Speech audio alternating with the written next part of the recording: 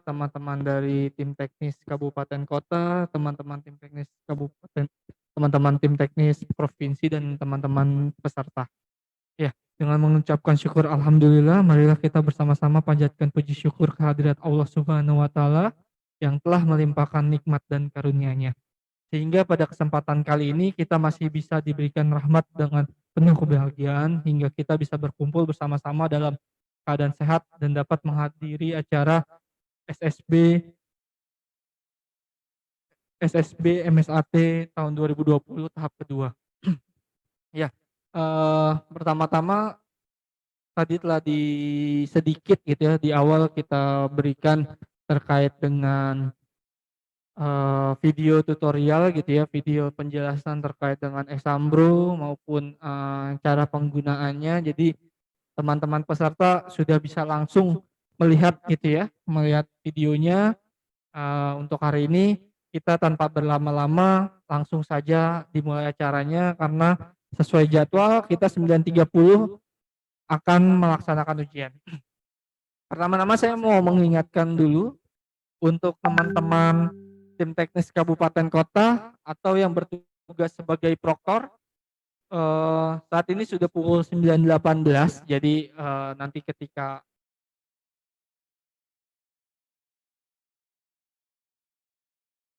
kami menjelaskan terkait dengan aplikasi, teman-teman proktor atau teman-teman tim teknis kabupaten kota bisa menyiapkan sistem proktornya gitu ya. Sistem proktornya atau mengaktifkan peserta, mengaktifkan token serta membagikan username password ya. Oke, kita mulai saja. Ya, Bapak Ibu, untuk hari ini kita ada beberapa sangat banyak gitu ya, sangat banyak sekali peserta gitu ya, sangat banyak sekali tim teknis gitu ya. Jadi untuk hari ini itu akan ada dari jenjang SMA itu 2 orang proktor dan 20 peserta di masing-masing proktornya nantinya. Atau di jenjang SMA-nya 40 peserta gitu ya. Jadi nanti satu proktor akan menangani 20 peserta seperti itu. Jenjang SMK sama, jenjang SD, jenjang SMP. Untuk jenjang MI, MTS, MA akan ada satu proktor dan memiliki 20 peserta. Gitu ya. Jadi masing-masing proktor nanti akan menangani 20 peserta. Jadi untuk teman-teman tim teknis atau teman-teman proktor silakan mendownload username password pesertanya dan dibagikan ke peserta gitu ya. Kalau mengalami kendala silakan mengklik tombol refresh di bawah halaman web UBKD, itu ada tombol refresh. Kalau misalnya ada tulisan data tidak ditemukan, klik aja tombol refresh yang ada di bawah. Seperti itu.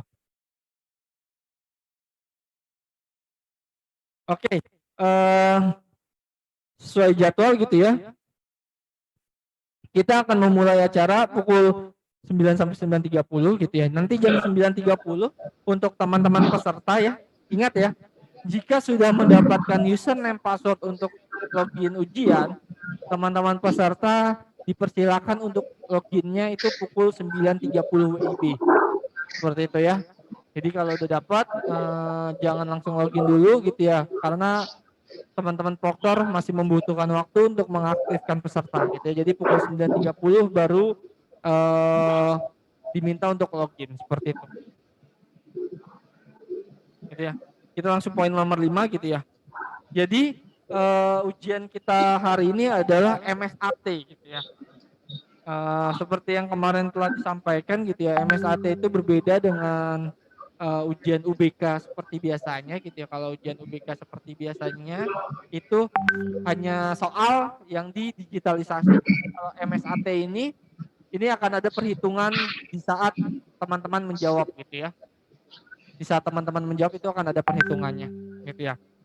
Contoh pada saat ini akan ada 3 stage gitu ya. Dalam satu pengerjaan akan terdapat 3 stage gitu ya. Setiap stage-nya itu tingkatan soalnya akan menyesuaikan berdasarkan stage sebelumnya. Gitu. Nanti kita akan bahas di belakang. Gitu ya. Jadi stage kedua, stage ketiga itu akan berpengaruh soal yang didapatkan oleh peserta itu tingkat kesulitannya berdasarkan stage sebelumnya. seperti itu. Nah, untuk uji coba hari ini gitu ya, yang diminta adalah teman-teman peserta mencatat tiap waktu yang dibutuhkan setiap perpindahan stage. Nanti akan dibantu oleh teman saya gitu ya, Pak Nasrullah nih sebelah kanan saya. Itu akan dibantu dijelaskan terkait perpindahan stage itu seperti apa gitu ya. Karena beliau ini yang lebih ahli. Gitu ya. Oke, poin 7 gitu ya. Nanti peserta juga mencatat setiap selesai tes gitu ya. Mencatat setiap selesai tes waktu yang dibutuhkan berapa lama. Nah, ini terkait dengan yang tadi saya sampaikan di poin nomor 5 ya Bapak Ibu ya. Terkait poin nomor 5 tadi bahwa setiap stage itu setiap stage berikutnya itu akan berpengaruh dari stage sebelumnya gitu ya. Misi Bapak Anas mengalihnya. Nah, oke, misal gitu ya. Jadi kita ada 2 kategori gitu ya, yaitu berhasil dan gagal gitu ya, berhasil dan gagal. Jadi stage tersebut dikatakan berhasil jika peserta menjawab benarnya itu lebih dari sama dengan 50%. Kasih contoh, misal stage 1 terdiri dari 10 soal gitu ya, terdiri dari 10 soal. Peserta tersebut menjawab benarnya 6, maka stage tersebut dikategorikan berhasil. Otomatis nanti stage 2 tingkat kesulitannya akan di atasnya seperti itu. Begitupun dengan gagal gitu ya. Ketika gagal stage tersebut dikategorikan gagal jika jawaban benarnya kurang dari 50%.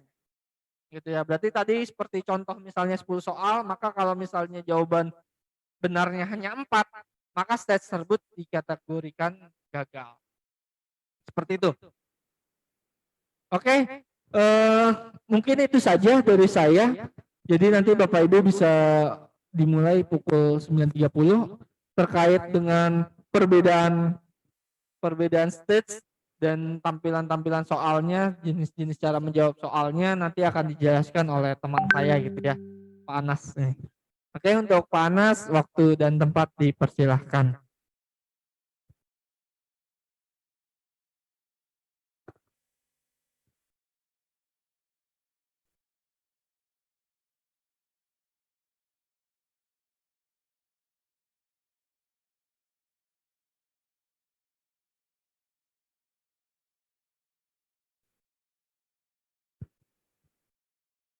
Terima kasih Bapak Jarvis Pijar Hafiz. Oke, melanjutkan yang tadi oleh Pak Jarvis tadi. Jadi untuk mengingatkan kembali Bapak Ibu sebagai peserta nanti untuk terkait membedakan mana stage 1 sampai stage 3. Untuk saat ini kami belum bisa belum memberikan tanda ya antara perpindahan stage 1 sampai stage 3.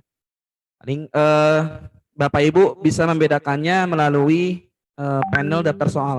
Jadi disarankan Bapak Ibu sebagai peserta ketika login nanti diharapkan mencatat jumlah soal setiap stage ya Bapak Ibu. Ini saya berikan contoh. Jadi ini stage pertama ya. Nanti akan berbeda-beda Bapak Ibu ya mendapatkan jumlah soal setiap stage-nya. Jadi jangan berpatokan dengan teman sebelahnya. Mungkin ada yang dapat 10, mungkin ada yang dapat 5, ada yang dapat 6 gitu ya, beda-beda ya. Dan panel daftar soal ini hanya untuk melihat jumlahnya saja. Tidak bisa melompati soal ya, karena ini bukan CBT tapi MSAT. Jadi Bapak Ibu kalau mau melakukan perpindahan soal bisa melalui button yang ada di bawah ya, selanjutnya atau sebelumnya. Dari situ untuk pindah soal. Untuk perpindahan soal Bapak Ibu hanya bisa di dalam stage saja. Maksudnya contohnya gini, ketika Bapak Ibu berada di stage pertama, di sini contohnya, Bapak Ibu hanya bisa pindah dari 1 sampai nomor 12. Ya, 1 sampai 12. Ketika Bapak Ibu masuk ke stage 2, Bapak Ibu tidak bisa kembali ke stage pertama. ya